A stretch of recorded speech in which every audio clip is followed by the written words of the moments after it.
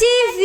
Muri Zimbabwe ndiri kutambira nhau dzinosiririsa dzandiri kuona dzaitika esha vakomanaka zvakaoma vedwe ndiri kunzwa kushaya pekutangira iko zvinezvi muchiona clip kari kubuda even paside pangu apo clip kezvinhu zvaitika muna Bulawayo mwakomana kuside uchibva neku Bedbridge muningirikini inonzi Bulawayo Gwanda road inobva neku South Africa pane quantum ipapo peri kunzi Yaputika akomanaka yakaita kumwaya vanhu mabody parts evanhu aya zvinorwadza izvi pari kunzi pafa vanhu varikutariswa kunzi 18 people ndo vari kutariswa ende ndiri kuonawo futi nepa statement repa Zimbabwe Republic Police vari kudedzera kuti the ZRP reports the death of 18 people when a Kombi exploded into fire between Chipangali and Gwanda toll gate along Bulawayo Bedbridge Road between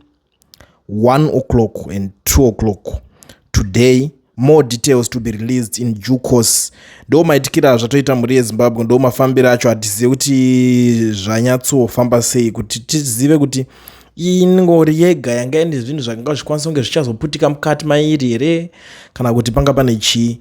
I'm confused honestly, kana kuti pamwe panga mune zvinhu zviya zvinoputika munoziva zvimahora zviya futi hatizozive kuti zvanyatsofamba sei pane Kombi iyoyo, but obviously ZRP ichaitawo basa rayo. Munongovaziva vakomana vacho pakugona basa ravo vachanyatsorowa ma-investigations akasimba kuti vanyatsoongorora kuona kuti chanyatsokonzeresa kuti paitike zvinhu zvichii. Obviously vakomana veforensic vanenge vasati vapedza basa ravo kuti vakwanisa kunge vachiita se vachizozivisa chikonzero chaita kuti zvidai so, but for now ndiri kuzivisa maZimbabweans kana ungone hama yako inenge yakabva nequantum yakananga Bulawayo South African road inigirikini iroute yeSouth Africa, please tarisai hama dzenyu kuti zvapera mushe here papapo. Please, this is very important.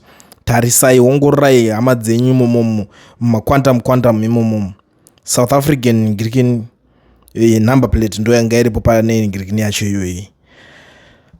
Zvinorwadza but ndo zvatoitika, hatina zvatingazviita.